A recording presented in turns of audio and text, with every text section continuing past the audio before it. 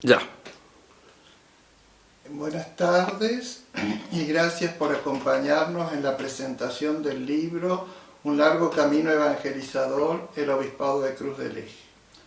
En este día de profunda alegría y esperanza para mí, necesitaba estar presente virtualmente para decirles: he aquí la obra acabada y tengo la esperanza que satisfaga vuestras inquietudes e interrogantes que alguna vez se formularon.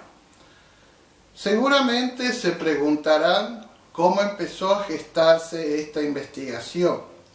Y rápidamente puedo decirles que hace más de 2 décadas, cuando establecimos contacto documental con la figura del querido cura Brochero y, para dimensionar su obra, empezamos a recorrer los caminos transerranos desde el departamento San Javier hasta el departamento Cruz del Eje. Visitamos cada capilla e iglesia, revisamos los libros parroquiales y hablamos con sus párrocos y vecinos. De esta forma se abrió ante nuestros ojos un riquísimo panorama espiritual que fui documentando.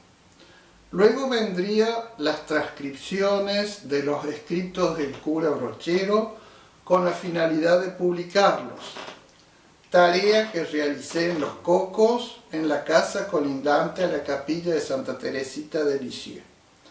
Entonces, algunos vecinos, muy amablemente, me invitaron a conocer las capillas e iglesias del norte de Punilla y el este de Cruz del Eje.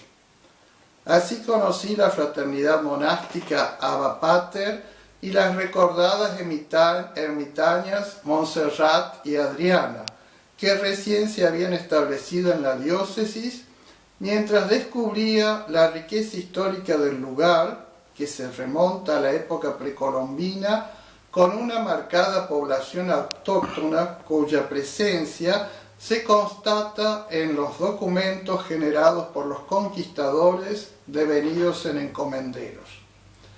Y así se encendió la chispa de la curiosidad para continuar investigando, contando con el aporte no previsto que ofrecieron los distintos archivos que debí consultar por otros trabajos y que fueron surgiendo en el camino. Tal es el caso de las Hermanas Carmelitas de Santa Teresa de Jesús, el Monasterio de las Carmelitas de San José, las Hermanas Dominicas de San José, los frailes predicadores, los padres jesuitas, etc. Soy una convencida de aquella expresión que dice: solo se puede amar aquello que conocemos, y espero que esta investigación aporte un granito más al conocimiento que ustedes ya poseen y sirva de disparador para incentivar búsquedas arqueológicas en la zona del Cerro San José, Soto, San Marcos, Escoba, etc., que aportarían nuevos conocimientos sobre la presencia comechingona en la zona y la presencia de los primeros misioneros.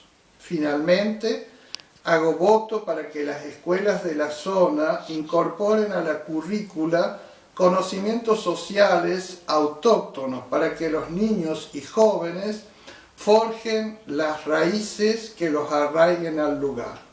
Gracias, y reitero mi esperanza de que el libro satisfaga vuestras inquietudes.